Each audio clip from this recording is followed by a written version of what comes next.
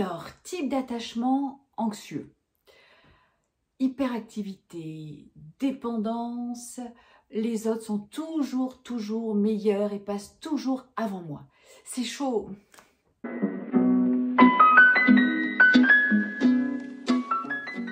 Coucou les soleils, j'espère que vous allez bien. Donc on continue ce fameux connais-toi toi-même avec justement cette connaissance, cette conscience de nos différents types d'attachement. Alors là aujourd'hui c'est l'attachement anxieux et vous le savez, maintenant vous l'avez bien compris, ce n'est que par la connaissance qui va amener la conscience, c'est-à-dire cette prise de distance, vous savez, qui est très précieuse dans mon approche, où justement, j'ai conscience de mon type d'attachement, donc parce que je vais avoir conscience de la manière dont je me positionne reliée à ma première connexion à l'autre, hein, parce que n'oubliez pas que c'est quand même très ancien tout ça, c'est dans les premiers mois, les premières années de notre vie, ce n'est qu'en faisant ce chemin en arrière, en prenant conscience de mon type d'attachement, que je vais pouvoir, et seulement si j'ai conscience de ça, que je vais pouvoir le transformer, le guérir. Voilà, donc, attachement anxieux. Alors, ce sont des personnes qui ont eu des parents, donc des figures d'attachement présentes, disponibles, mais je dirais qui ont eu pas mal d'attentes, d'exigences. C'est-à-dire que ce sont des enfants qui très tôt ont compris que pour être aimés, pour être accueillis, il était question quand même d'entrer dans les désirs des parents. Il y avait très peu de place pour vraiment le fait d'exister. Et je dirais, pour reprendre un petit peu cette image du tissage, je dirais que ce sont des enfants qui ont eu du mal à trouver eux-mêmes les couleurs de leur fil et qu'ils ont dû quand même obéir à ce qu'on attendait d'eux, même si les dessins qu'ils voulaient créer, les designs qu'ils voulaient donner à leur tissage, eh bien, étaient peut-être différents des tissages qu'on leur demandait.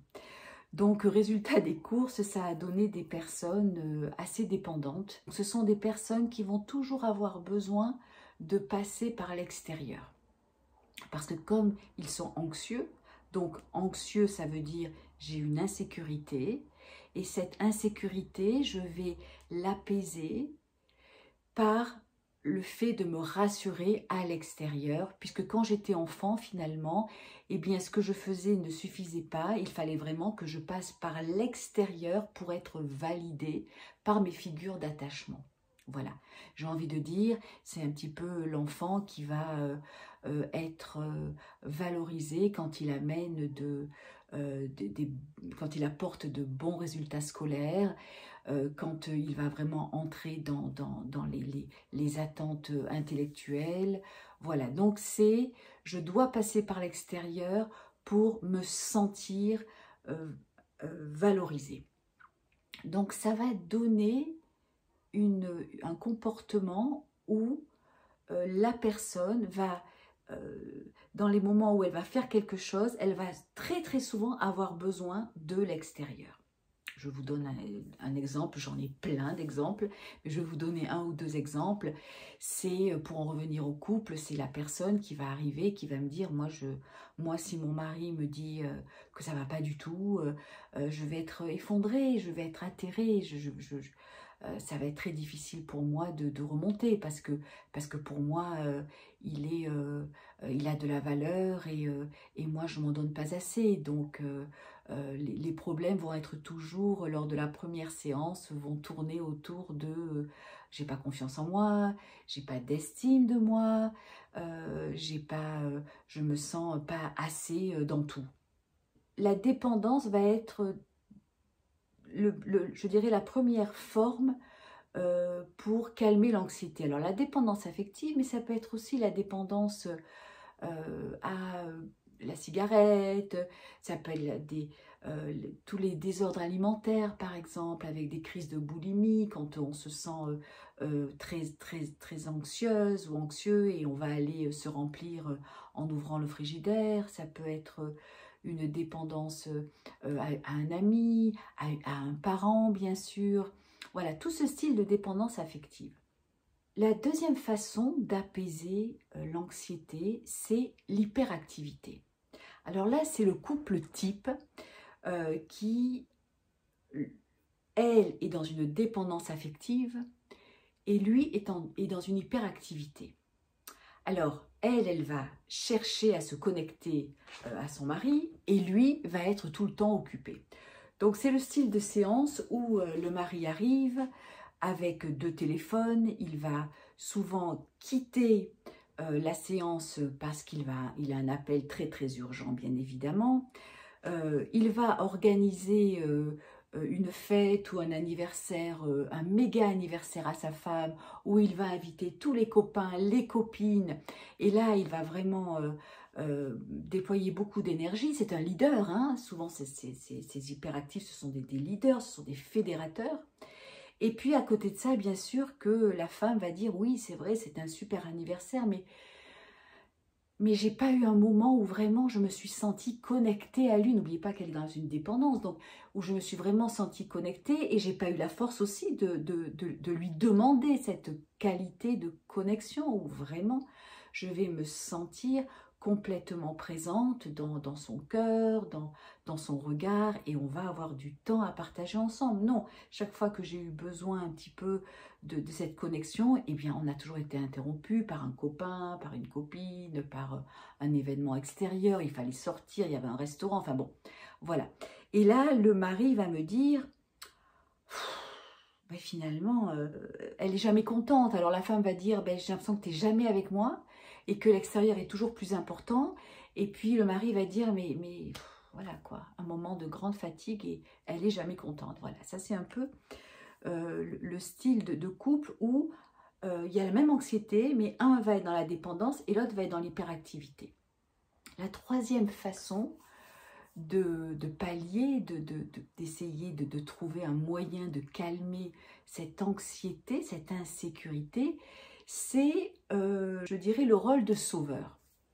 Alors, il y a beaucoup de thérapeutes, il y a beaucoup de personnes qui sont dans le well-being, dans le bien-être, qui sont dans cet élan de sauver le monde. Alors, il y a un très beau film d'Agnès Jaoui qui s'appelle Les bonnes intentions, où justement c'est l'histoire d'une femme interprétée superbement par Agnès Jaoui, qui va se mettre au service de personnes immigrées pour leur apprendre la langue française, qui va vraiment déplacer des montagnes pour leur permettre d'avoir le permis de conduire. Et à côté de ça, eh bien, elle est bien sûr mariée, elle a des enfants, mais ces derniers sont totalement abandonnés. Elle les décrit un peu comme des enfants gâtés et le mari va être en grande crise existentielle.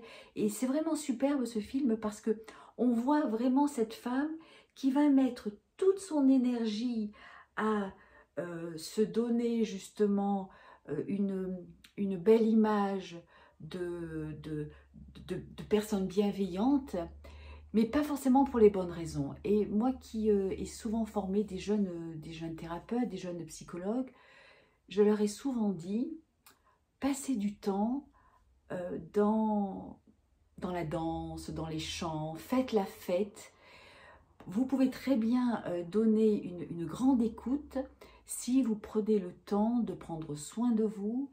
Et c'est vrai qu'à un moment donné, je pense même l'avoir vécu personnellement, on est tellement dans l'empathie, on est tellement dans la présence, on a tellement cette envie de donner de soi qu'on peut facilement se perdre. Et ces personnes-là, quand elles arrivent en séance, eh bien, je dirais, elles sont pleines de colère parce qu'elles se rendent compte que ce n'est pas le bon chemin et elles ont l'impression d'avoir tellement donné.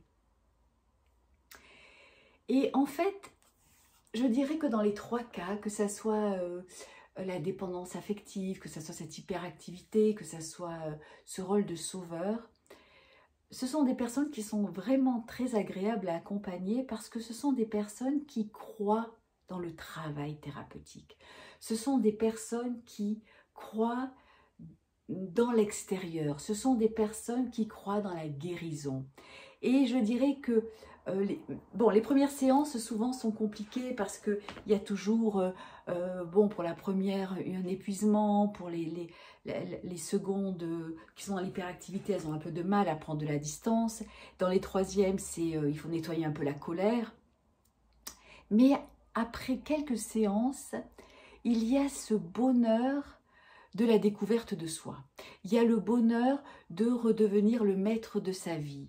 Il y a le bonheur de découvrir toute notre richesse intérieure, toutes ces couleurs que nous avons et vraiment de définir ensemble aussi ce pourquoi nous sommes là.